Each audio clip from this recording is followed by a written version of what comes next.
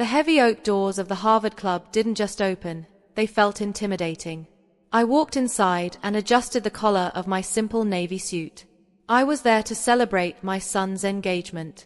Before I could take more than 2 steps toward the ballroom, a stressed floor manager pushed a plain white apron into my hands. "You're late again," he snapped while checking his watch. "The kitchen is to the left. Tray service starts in 5 minutes." My hand moved toward the federal judge ID in my purse. I was about to explain that I wasn't staff, I was the groom's mother. Then I heard a loud voice near the coat check. I knew it immediately. It was Sterling Thorne. "It's about standards, Madison," he said loudly enough for everyone to hear.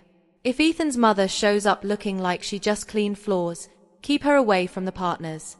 We can't have the cleaning lady chatting with Supreme Court justices." I froze. I didn't pull out my badge. I didn't speak up. I just looked at the apron in my hands, then at the man who believed respect depended on money. I gave a small, cold smile. "Right away, sir," I whispered to the manager and tied the apron tightly around my waist. In my courtroom, silence is powerful. If you let someone talk long enough, they usually expose themselves. I decided to use that same patience here. I didn't cry. I didn't feel embarrassed. Instead, I felt calm and focused, like a hunter moving quietly. This was no longer just a celebration. It was a test.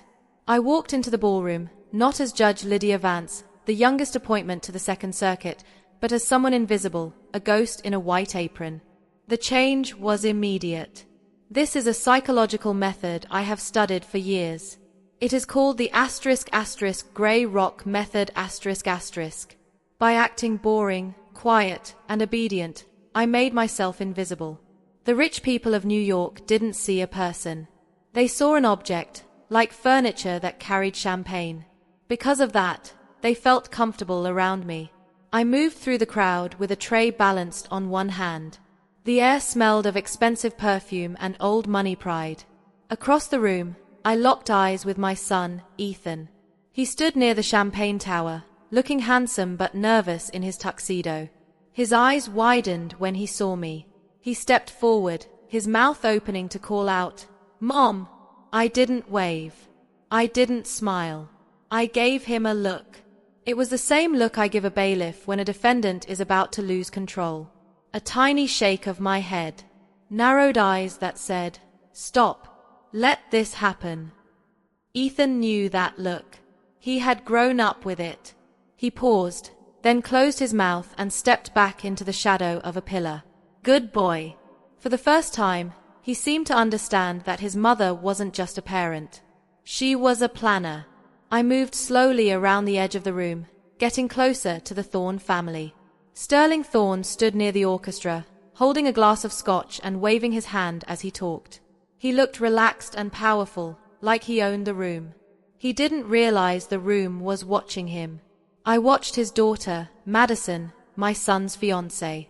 She wore a dress that probably cost more than my first car, made of silk and diamonds. But she didn't wear it with kindness. She wore it like armor. I saw her snap her fingers at a bus bar to take her empty glass without even looking at him. No thank you. No acknowledgement at all. They're lucky we're even considering this merger, Sterling laughed loudly. Ethan's a smart kid, sure. But let's be honest, he's marrying up. Way up. This is basically a charity case. I felt anger rise in my chest, but I controlled it and stored it away as evidence. This was the discovery stage. And unlike in my courtroom, the other side didn't know the case had already begun. I drifted closer and refilled the glass near Sterling's elbow. More scotch, sir? I asked, keeping my voice flat and empty of education or authority. Sterling didn't even look at me. He waved his hand at me like I was a fly. Keep the drinks coming, and don't spill anything on the Italian leather. Of course, sir, I said quietly. I walked away as the rush of adrenaline settled into a cold, tight knot in my stomach. They thought I was just serving drinks. In truth, I was giving them a rope and letting them use as much of it as they wanted. The double doors closed behind me, cutting off the orchestra and the sharp laughter of the Thorne family. The sudden silence of the service hallway felt strange. It smelled of strong cleaning chemicals and burnt coffee. To most people, this hallway was a place to hide. But as I leaned against the cold tile wall and took a breath, I didn't feel hidden. I felt steady. I looked down at my hands. They were neat and well cared for now, soft from years of comfort and clean offices. But I could still feel the ghost of pain in my knuckles. 30 years ago, I didn't wear a judge's robe. I wore a grey uniform. I worked nights at the Bronx Supreme Court, pushing a mop across marble floors I would one day rule over. I remembered the sound my textbooks made when I propped them open on a wet floor sign, stealing 5 minutes to study between emptying trash cans. I learned the law by cleaning up after the people who practiced it. Sterling Thorne looked at a server and saw someone with no ambition. I looked at a server and saw hunger, the kind that builds success. That's why I didn't rip off the apron in the lobby. That's why I didn't scream. Wearing that uniform didn't lower me. It reminded me where I came from. I closed my eyes and ran the numbers in my head, a habit I never lost. Ethan didn't know everything I had given up. He didn't know that when his father left, I cashed in my small retirement savings so he could stay in a good school district. He didn't know that his semester in London cost me 3 years of vacations I never took. I had been the quiet investor in his life, putting everything into his values and character. The Thornes were late investors. They showed up when the work was already done, trying to take control of something they didn't build. I thought about the check Sterling bragged about writing for the wedding venue, $50,000. He believed that money gave him the right to treat my son like a charity case and me like hired help. He was wrong. I wasn't just a mother protecting her child. I wasn't just a mother protecting her child. I was the main owner protecting what I had built. And I was starting to realize this partnership was dangerous. A young busboy walked past me carrying a tray of dirty glasses. His eyes were down. "Excuse me," he muttered. "Lift your head," I said gently, using the same calm tone I used with junior staff. "You're the reason this party is happening. Never apologize for working." He looked up, surprised, then nodded and moved on. I tightened the strings of my apron. The memories were done. The thinking was finished. I knew exactly who I was, and I knew exactly what my son was walking into. It was time to go back inside. I pushed the doors open and let the noise of the party surround me again. I wasn't just serving drinks anymore. I was paying attention and remembering everything. The ballroom was louder now. Alcohol had worn away people's politeness. I moved quietly through the room, staying close to the Thorne family like a shadow. They stood near the tall windows, posing for photos. Madison was at the center, shining with a sharp, fragile confidence. Her bridesmaids stood around her, looking more like decorations than real friends. I noticed Sophia, the young server I had seen earlier, walk toward them. She carried a silver tray of crab cakes, her hands shaking slightly. She waited for a pause in the conversation, respectful and careful. "Appetizer, Miss Thorne?" Sophia asked softly. Madison turned sharply, her face twisting with sudden anger. "Absolutely not," she snapped, pulling back as if the food were dangerous. "I clearly told the coordinator no shellfish near the bridal party. Are you trying to kill me, or are you just incompetent?" The music seemed to disappear in my ears. Sophia's hands slipped on the tray. "I'm so sorry. I didn't know." "Clearly, you don't know much," Madison cut her off coldly. "Go away before you ruin my dress." Sophia turned to leave, tears filling her eyes. In her hurry, she bumped into a tall table. One champagne glass tipped and spilled a few drops onto the marble floor, nowhere near Madison's dress. You would have thought a bomb had gone off. "Unbelievable, Sterling!" Thorne shouted, stepping in. He didn't check if the girl was okay. He didn't offer a napkin. He just laughed, a harsh, cruel bark. "See this, Ethan? This is why we pay for the VIP package, to avoid the riffraff. Good help isn't just hard to find. It's gone, he sneered. Ethan looked sick. He started to say something, but Madison put a hand on his chest to stop him. That was when I stepped forward. I didn't look at Sterling or Madison. I knelt on the cold marble floor next to Sophia. It's just water and grapes, honey, I whispered, pulling a cloth from my apron. It wipes right up. Sophia looked terrified. I'm going to get fired. You won't, I said softly. I promise. As I cleaned the floor, I looked up. From my kneeling position, I had the perfect view. Madison Thorne stood above me, sneering, sipping her drink. She thought she was the queen because she was standing and I was kneeling. She didn't understand the oldest rule of power. True nobility serves. It protects. It lifts others. Weak people step on others to feel taller. I looked at her $8,000 dress and saw a cheap costume. I looked at Sterling's Italian loafers and saw a man with no soul. I stood up, holding the dirty cloth, and caught Madison's eye. For a moment, she looked unsettled. Maybe she saw something in my face that didn't belong on a server. Maybe she saw the judge. All clean, miss, I said, my voice cold. About time, she huffed, turning away. I walked off. The trial was over. The verdict on her character was guilty. Now I was just waiting for the sentencing, and I needed to make sure the punishment fit. I swapped the tray of crab cakes for a bottle of vintage Dominion and moved to the corner table. This was the inner sanctum. The air here was thinner, colder. The partners stood in a tight line of black tuxedos, backs to the party. They weren't talking about the wedding, they were talking business.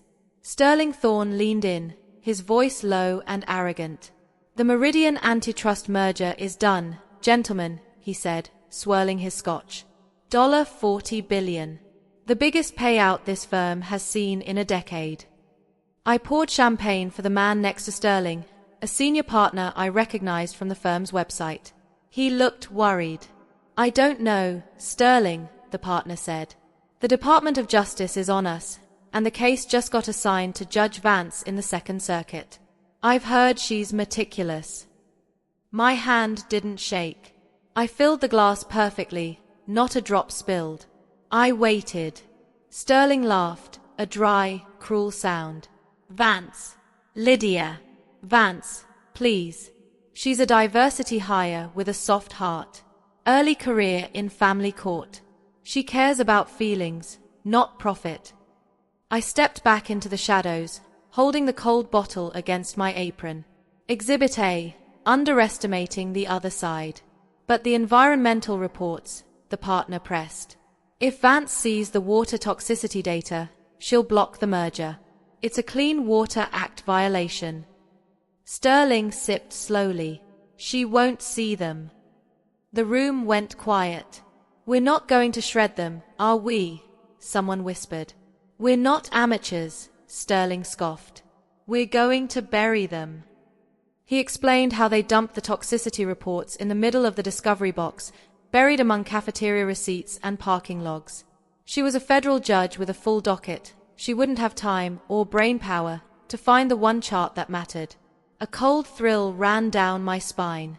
This was the same feeling I got when a jury foreman read a guilty verdict. He had just admitted to hiding evidence and committing fraud. Right in front of the judge he planned to deceive. We steamroll her, Sterling said, raising his glass. We use big words, bury the bodies, and walk out with $40 billion from the Meridian merger. I adjusted my towel. In my mind, I wasn't serving drinks, I was drafting a bench warrant. More champagne, gentlemen, I said quietly. Keep it coming, sweetheart, Sterling said, turning away. I walked off with the bottle. He thought he was hiding the evidence, but really, he was burying himself. The merger was the main goal, but Sterling wasn't done. Drunk on power, careless, he draped an arm around the senior partner and shifted the conversation from federal crimes to family triumphs. And it's not just the firm that's winning today, Sterling said proudly, pointing toward his daughter across the room. Madison just landed a summer associate job at the Solicitor General's office, the D.C. internship. One of the partners raised an eyebrow. That's impressive.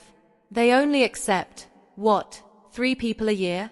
It's usually for the top 1% from Ivy League schools. I froze. I knew that program well. I sat on the oversight committee. The selection process was blind, strict, and based only on merit. Madison Thorne, the same woman I had just seen humiliate a server for a mistake she didn't make, did not have the grades or the character for that position. Sterling laughed quietly. Let's just say the committee suddenly remembered how much they enjoyed the new reading room I funded. A few administrative changes were made. Changes? The partner asked. There was some girl, Sterling said, waving his hand. Some nobody from a state school.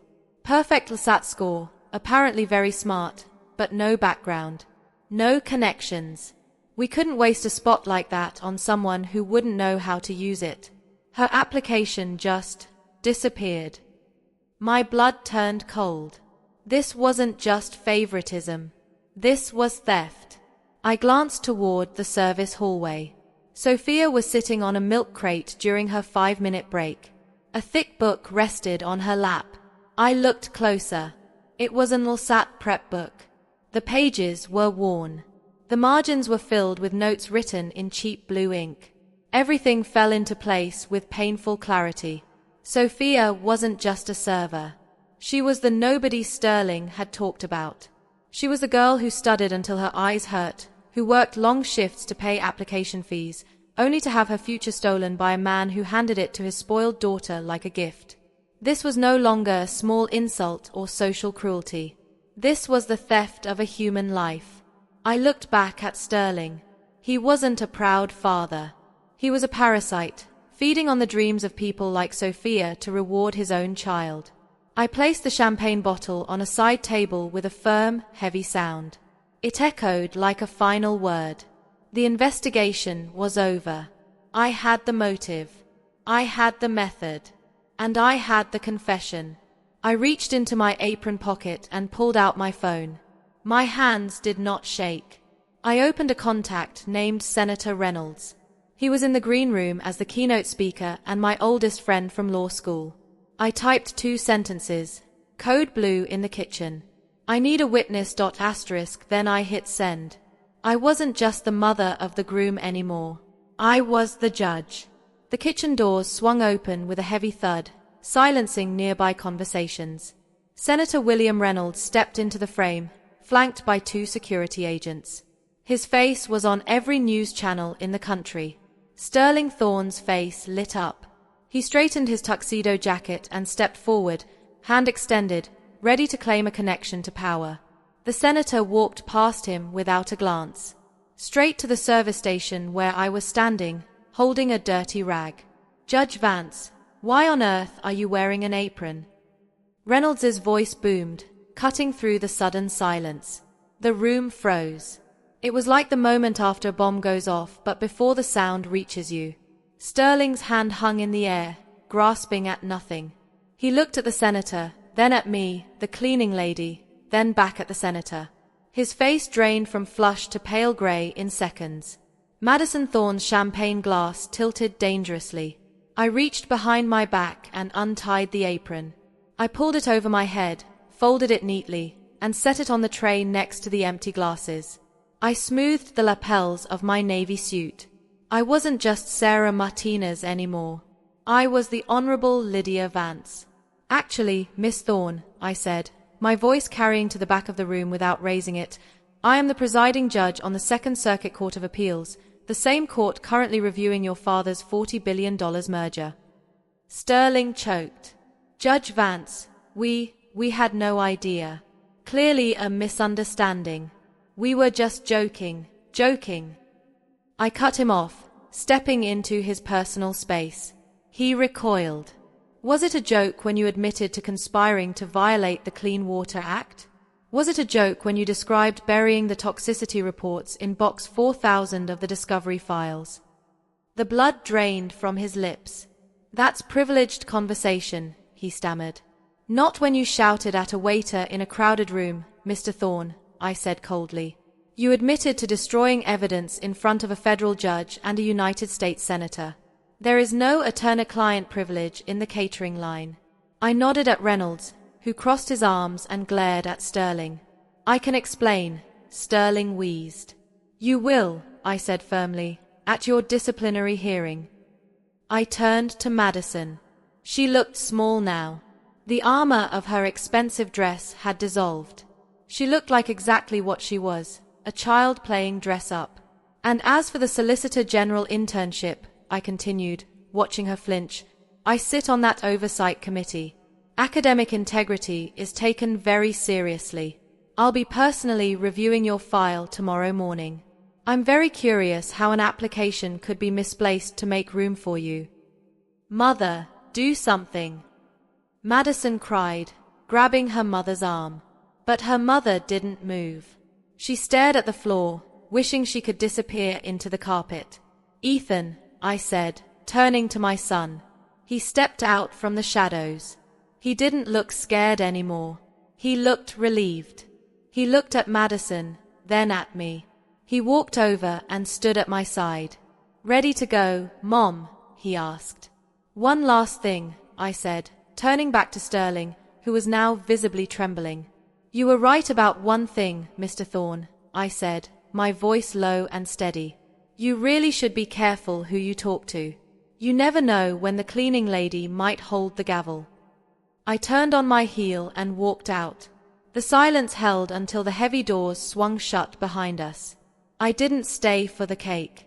By the time the Harvard Club staff was serving dessert, I was already in a cab, my heels kicked off, drafting an affidavit on my phone. The fallout was swift. It wasn't a scandal. It was an implosion. 3 months later, the headlines were still running. * Meridian merger blocked. Thorne and partners under federal investigation. *. Sterling Thorne didn't just lose the case. He lost the firm. When the Bar Association received the transcript of his kitchen confession, corroborated by a U.S. senator, his license to practice law disappeared faster than the champagne he used to drink. But the real justice wasn't just in the destruction of the old guard. It was in the reallocation of the assets. I sat in my chambers, the morning sun shining across the mahogany desk, knowing the work I had done had set things right. Here's a simplified and clearer English version of your passage. Ethan sat across from me, looking lighter, younger than he had in years. That night in the lobby, he had ended things with Madison. No drama, no shouting, just a quiet return of the ring. She called me yesterday, Ethan said, stirring his coffee. She's working at a boutique in Soho, part of her community service.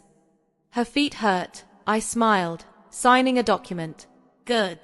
Pain is an excellent teacher. Maybe she'll finally learn that respect isn't inherited. And the internship? Ethan asked. I opened the top drawer of my desk and pulled out a fresh file. That was the easiest ruling I've ever made. My mind drifted to the previous week. I had tracked down Sophia, the server from the gala.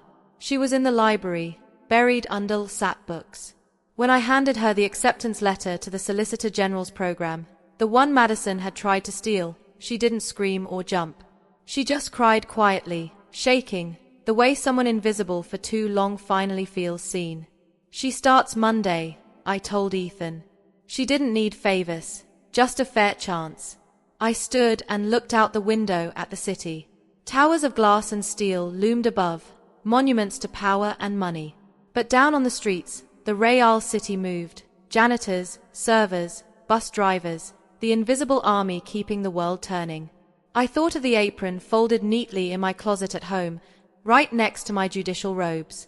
Different uniforms, same purpose, serving the truth. Sterling Thorne thought power was about who you could command. He forgot that true power is about who you can protect. I turned back to my son, my gavel resting silently on the desk. Justice is blind, I said softly, but she isn't deaf, she hears everything. If you believe character is revealed when no one is watching, share this story and tell me in the comments what you would have done if you were in Lydia's shoes.